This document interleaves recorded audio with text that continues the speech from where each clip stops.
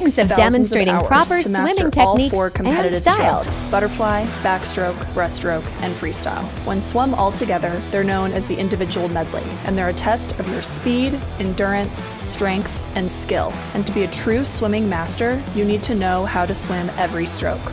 In this video, I'm going to show you how to swim every stroke with perfect technique. By the end of the video, you'll be able to go and crush, or at least attempt, every stroke like a pro. Let me know what your favorite stroke is down in the comments, and let's get into it. First, you've got to understand why you should know all the strokes in the first place. When you swim all 4 strokes, you challenge your muscles in different ways. And yes, you'll work every single muscle in your body. I don't think there's any other workout that's truly full body like swimming is. Swimmers who train every stroke end up building strong, resilient bodies that are less prone to injury. Plus, they just end up way more fit in general. That swimmer body is no joke. If you want one, keep watching. Swimming different strokes also helps keep things interesting. If you want to swim endless laps of freestyle without stopping, be my guest. But that's pretty boring. And before you say, well, I only race freestyle, so I don't need to know the other strokes. I hate to break it to you, but if you're ignoring the other strokes, you're doing yourself a huge disservice. Just trust me on this and think about adding other strokes to your workouts, okay? All right, now that we've gotten through why you should stop swimming freestyle all the time, I'm going to explain how to swim every stroke with absolutely perfect technique. Let's get the toughest stroke over with first, butterfly. I think I'm speaking for the majority of swimmers when I say that fly is not the most popular stroke at practice. It's challenging, it's tiring, and it's a great way to add some spice to your workouts. So what makes good butterfly? It comes down to proper timing and a powerful stroke. Let's start with your body position, and this applies to most strokes. You want your hips to be high in the water and your head to be in a neutral position. This creates the best baseline for your stroke to start with. Now let's look at the butterfly pull. You want your hands to move at the same time. They should enter the water relatively flat with minimal splash, right in line with your shoulders. Then you'll start pulling, keeping your elbows nice and high the whole time. This is called early vertical forearm, and it essentially turns your hand, wrist, and forearm into one giant paddle that can pull a ton of water. Try to pull straight back instead of using the old school S pull. It's not as efficient. After finishing the underwater part of your pull, it's time for the out-of-water recovery. Sweep your arms out wide and return to your starting point. Keep your hands and arms relatively relaxed and close to the surface of the water. Next up is the kick. I see so many swimmers struggle to get their kick timing right in butterfly, so listen up. When you kick in butterfly, keep your legs together and toes pointed. To get the most out of your kick and create the best rhythm in your stroke, I recommend thinking about butterfly as having 2 key kicks. The first kick helps propel your arms out of the water during your recovery, and the second kick keeps you moving as your hands dive forward to start your pull. Focus on kicking both up and down here. A lot of swimmers focus only on the down kick, so engage those hamstrings and kick up too. Now, let's put it all together and add in breathing. To take a breath, lift your head up right after your catch. As your arms come forward, drop your head back down. Try not to lift your head too high when you breathe. Your chin should be just grazing the surface of the water. Lift just enough to grab a quick breath, then get your head back into that neutral position. I recommend picking a breathing pattern and sticking with it to make sure your body gets a steady flow of air and doesn't fatigue extra quickly. Try breathing every 2 or 3 strokes and see what works for you. All right, first stroke done. Before we move on, you should know, butterfly requires a baseline of strength that most beginners don't have. So if you're struggling with fly, just keep at it. Over time, you'll build strength and it'll get a little easier. For more butterfly tips, check out our video on 5 common butterfly mistakes and how to fix them. Next up is backstroke. It's the only stroke that requires you to be entirely on your back, which raises the question, how the heck are you supposed to swim straight? I promise we'll get to that. But first, let's build a perfect stroke. To start, make sure your body position is correct. Avoid looking at your toes. Keep that neck neutral and look at the sky. Your hips should float up close to the surface of the water. Think about keeping your belly button dry. The backstroke pull is a little different. Your arm will exit the water thumb first. As you lift your arm, rotate your body away from that lifted arm. Then, make sure your hand re-enters the water pinky first and rotate toward that arm to reduce the drag your shoulders create.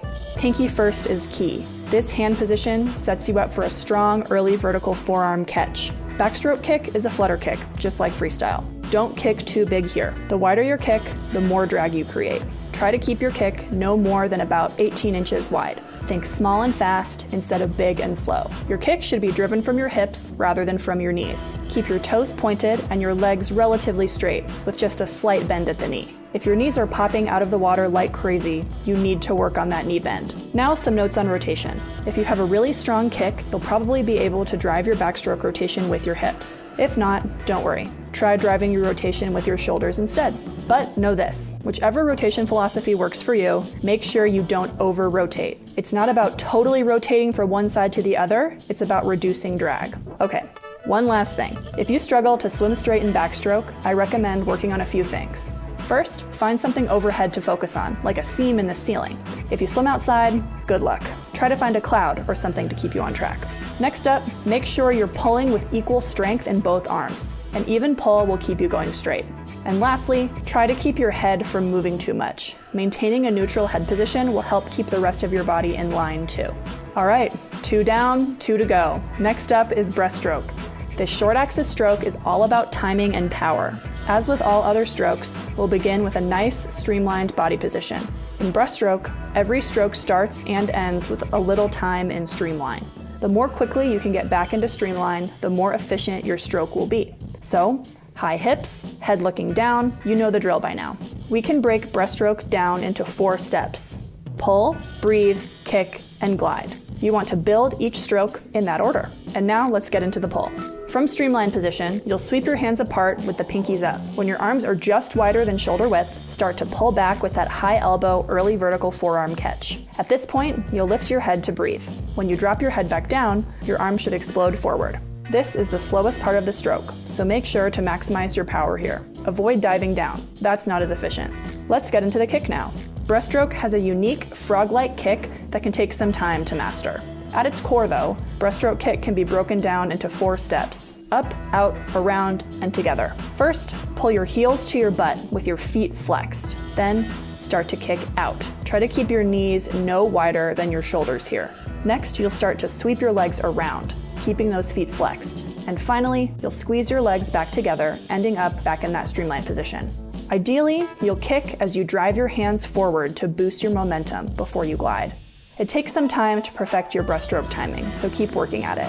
One last thing on breaststroke before we move on: the pull-out. You'll do a pull-out after every start and turn before you begin your actual stroke. To do a pull-out, push off the wall and streamline. Hold it for a few seconds until you feel yourself start to slow down. Then, do 1 dolphin kick, just 1. Follow that with 1 big pull down with both arms at the same time.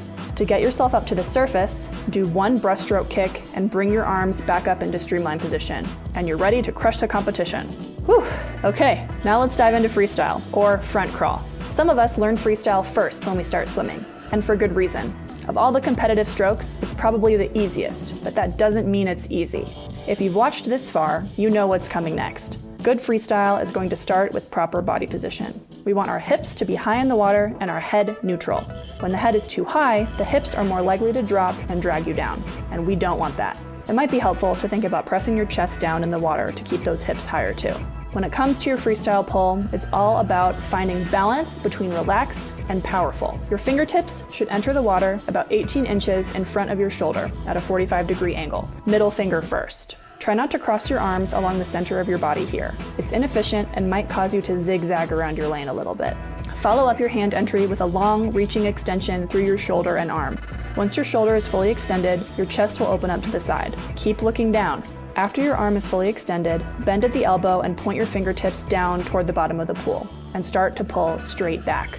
This is our early vertical forearm pull. It's much easier on your shoulders than pulling with a straight arm. Try to keep your elbows above your hand for most of the pull. Eventually, you'll extend your arms straight when your hand reaches your hips to start the recovery phase. Keep that elbow high during recovery too. One last thing on the pull. Don't squeeze your fingers together. Instead, keep them semi-relaxed with a few millimeters of space between them. This can actually increase the power of your pull.